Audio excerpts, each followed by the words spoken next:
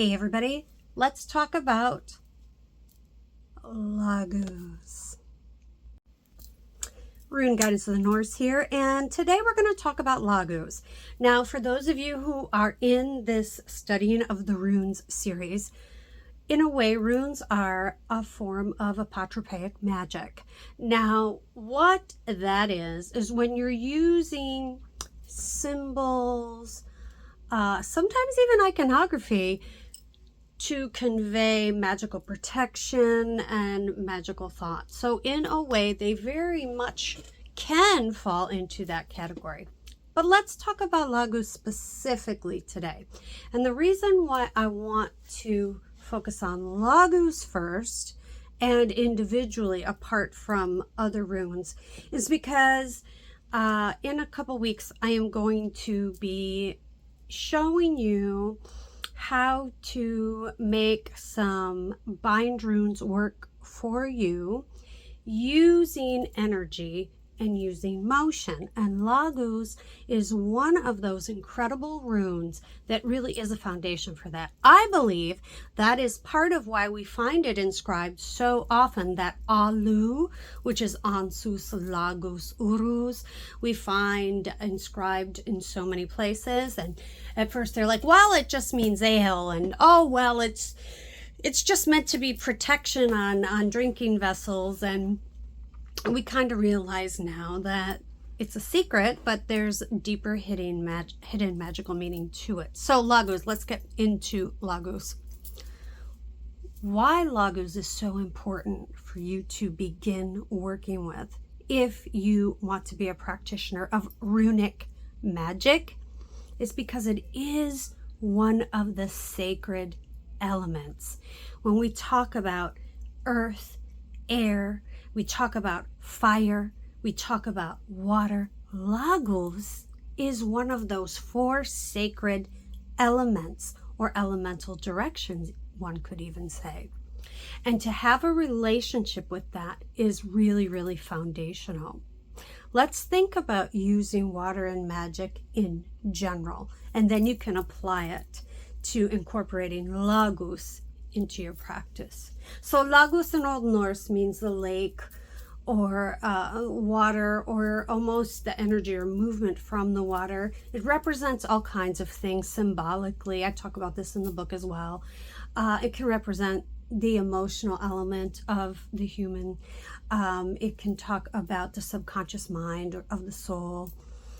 These are all things that lap over into all different types of practices and magical practices or folk practices, right? Not just Scandinavian, not just trolldom, not just rune magic.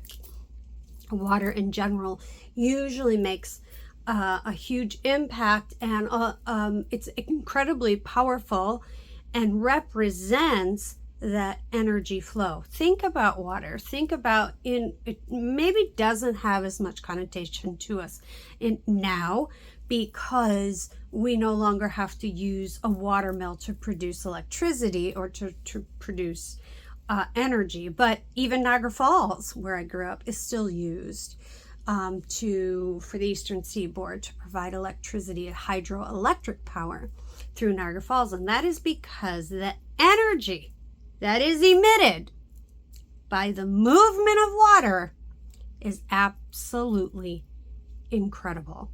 When you have that type of power, every time you think of Laguz, I'd love for you to think of Niagara Falls, because then you'll remember the power and strength it has in how it can move a spell, how it can move a prayer, a blessing, something that you want to weave into existence, how that energy behind it can reinforce things that you want to create and manifest, and remove things that you want to leave.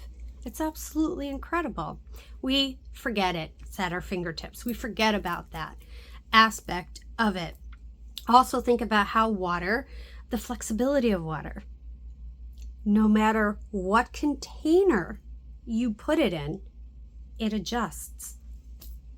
Any spell you use water in, it will work. I know I have people who will disagree with me, But because I look to nature and science for the foundation of the animistic practices of Scandinavia, I know that water will fit in any container. Now, there are certain elements that contradict each other. So we know that water will put out fire and quench that. So perhaps you wouldn't use them together in the same step. Possibly one after another or following one another you could. But you could, in essence, use water in any spell at any time. You really can. It is flexible. It morphs. It is what? A shapeshifter. It changes and adjusts to the situation that is needed. So if you're unsure of what to use to maybe handle a problem in your life, or you're not exactly sure how to navigate something, there's that word navigate, right? You navigate across the ocean. Then water's great, because water will naturally fit where it needs to. Water also takes the path of least resistance. So therefore, it's going to be fast. Think about a stream. A stream isn't going to sit there and be like, I got to go straight, so I'm just going to stay right here and dig away at this land so that I can go straight. It's going to be like, what? There's a rock there? I'm going around it. Blah, blah, blah. I'm going up. I'm going down. Water is flexible and it's adaptable and fast. It will take the path of least resistance. So it's an incredible rune to use in magic that you would like to work in a fast manner. So that's another reason to have Laguz be a foundational rune for bind runes and for magic spells that you want to use. Another aspect of why Laguz is important is its destructive energy, its destructive force. By its very nature, like Niagara Falls is the example, right? It is, or a tsunami, the power, the force of the energy is devastating. So it's something that is incredibly strong. It's also something that can be very subtle, like raindrops or tears. So these are just a few of the praises that I'm singing about Laguz and your relationship that you can build with that rune, because it represents the element of water. Now, I want to mention a couple things that I've written down that are really insightful and impactful when using this rune, okay? Water doesn't actually move in waves. When you think about water, and when you're a little child and you draw water in a picture, you know how we always go do, do, do, do, do, and we make it look like waves, and that represents water to us. Water actually doesn't move in waves. Energy moves in waves. And water is a medium in which the energy travels through. So from a science perspective, that's incredible, because what is magic? The movement of energy. What's going to move energy? Water. So it's so incredible that there's molecular things, there's structural things, the forces of the moon, gravitational pull that's affected, that causes these energetic waves to move in the ocean and on the shores. And that's what causes the water then to move, which causes waves. And speaking of waves, we have a couple of scientific terms that are kind of really interesting too.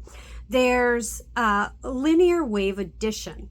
Linear wave addition is something that takes place in the ocean.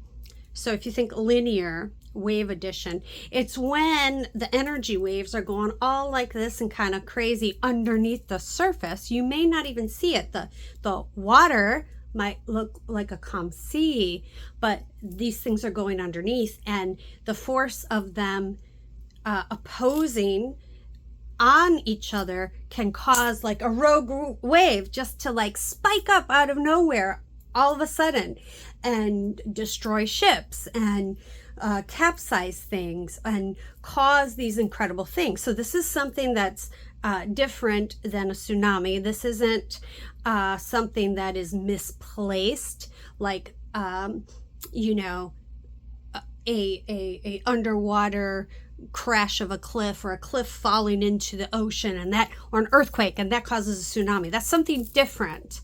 That's something very different. Linear wave addition is them underneath kind of banging up each other and then rip, causing something out of nothing. That's really cool, because using water in magic gives us the ability to have additional elements actually explode together and become super, super powerful. It's a really cool way that water reacts to energy and movement. So that's something really cool. And then another thing is nonlinear focusing theory. Nonlinear focusing theory, these are scientific terms, but I just find them interesting and I apply them to my magical life.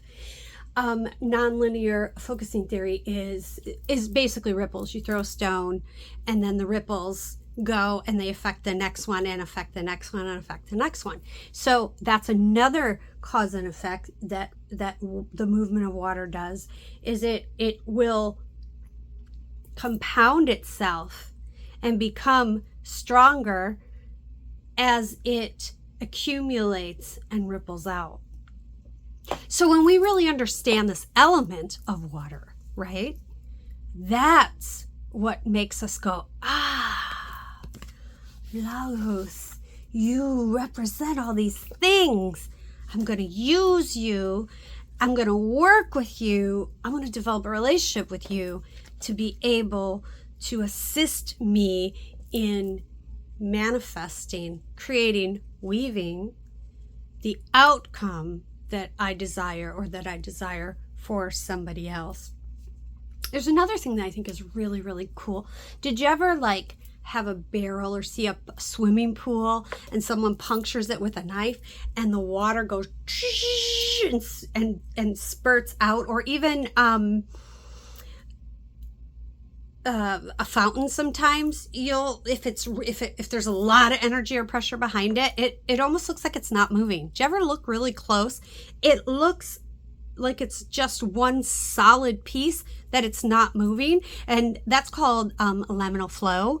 And the molecular structure of that is such that they're ordered in a way that each molecule follows the one right in front of it exactly.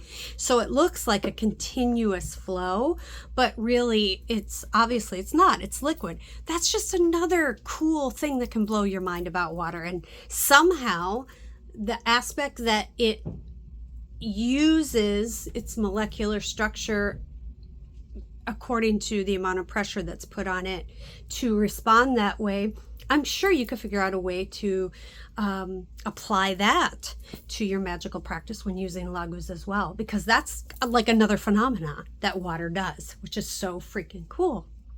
So these are just some really, really cool things about the element of water, about Laguz, that you can use when you're assembling spells and prayers and magic in your practice.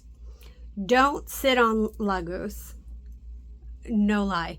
Don't sit on that. I am telling you, it is incredibly powerful, and it will conduct the energy that you want, the oomph behind the spells that you want to create. And from a spiritual perspective, having a relationship with an element like that is super, super powerful. And I want to be friends with something like that, for sure. It's incredible. Not to mention that our body is mostly made up of water. It's in us. It's just again, it's why it's one of those four main elements that we talk about: earth, wind, fire, and water. Because from the beginning of our time where we became mindful of our interaction, of our surroundings, we have felt that it is a foundational thing that has purpose and power. And there's one last thing I want to say about it. So think of the past. And maybe you're listening to this and you're dwelling on the past, or you're upset about the past. Think about the past like water, but like water going down a drain, okay? When water goes down a drain, you can't get it back. When a stream moves past you or a river moves past you, you can't get it back. When the rain falls, you can't lap it back up again. You can't, try to pull it back up out of the drain and put it back together so you have water again. That's what the past is like. It's gone forever. And I've been saying this to many of you that I've been working with lately. The past actually doesn't exist. I know that sounds weird, but hear me out. The past actually did exist. The past was real, but it's not real anymore. It's gone. The only thing that's real is the present, right now. We know that the past influences the present, for sure. But what you do in the present is reality. The past doesn't exist anymore. So just dwell on that. I want you to think about that. I hope that lifts your spirits a little bit. I hope that makes you feel good and get to know Laguz, because Laguz is that representation of the element of water, that wonderful force, that amazing friend, that incredible, dare I say, even Jotun-like, wild, untamed energy about it that we can get to know and work with in a respectful way. Okay, look forward to some more stuff this month, and continue your journey with the runes. I'm super excited. There's just so much about this topic that we could talk about. But until next time, I'll see you guys later. I love you guys, and